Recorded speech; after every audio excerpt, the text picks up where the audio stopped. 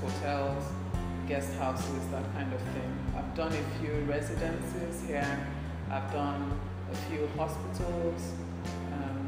I've done a lab. I've done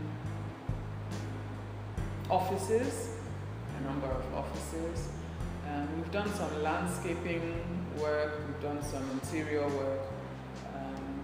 A lot of it for hotels or residences as well. Master planning. I've done quite a bit of master planning in ATO. Yeah, I think that largely covers it.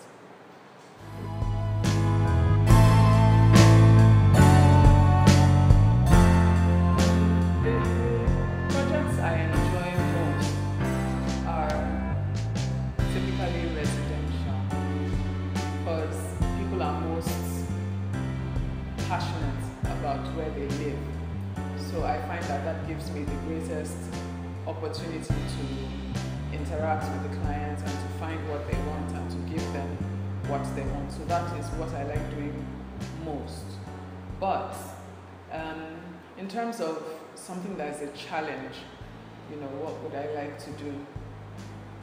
Something huge, something big, like an institution, that is supposed to last for the next 1,000 years, something huge like that, a university or a courthouse, something that will last for a long time. I think that would be something challenging.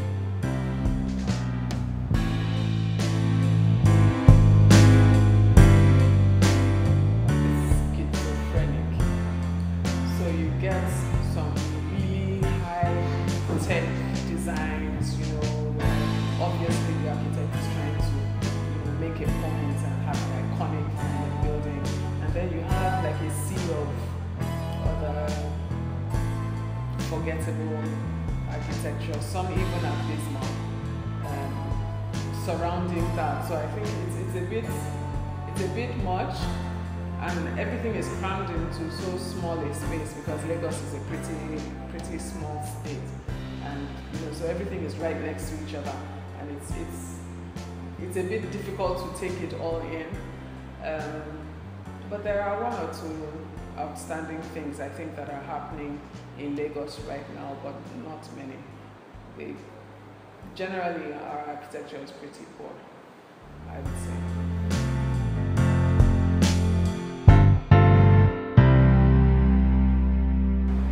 In the next 5 years, I think developers will have largely taken over much of the traditional turf of the architect. And in some areas, architects may actually have gone extinct.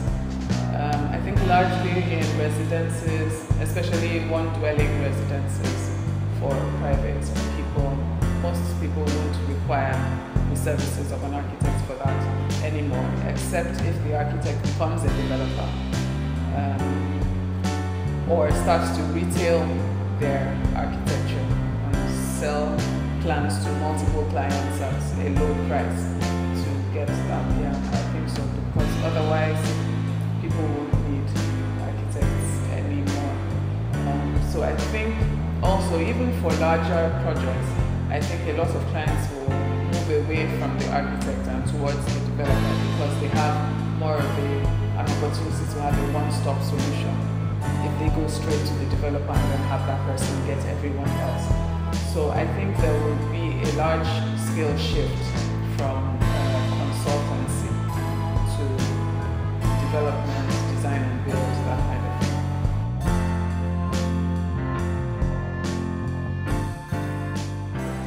I would have told her to make a plan for her life, which doesn't sound like it's architectural advice, but it really is. I've been incredibly lucky and blessed in my career so far, but I was not planning it consciously. And if I had, I can only imagine what I would have been able to achieve. If my choice of schools, for example, was guided by something more than, oh, I like the way that place looks, let me go there. I might have thought more in the long term, what is the value of be exposed to that particular culture, and I would have made some, I might have made the same choices, I don't know, but then I would have planned it. So I would have told my younger self, have a plan, know where you want to see yourself in the next 5 years, in the next 10 years, know what you want to achieve, know what would constitute success for you as an architect or as a designer or even as a person. So that's what I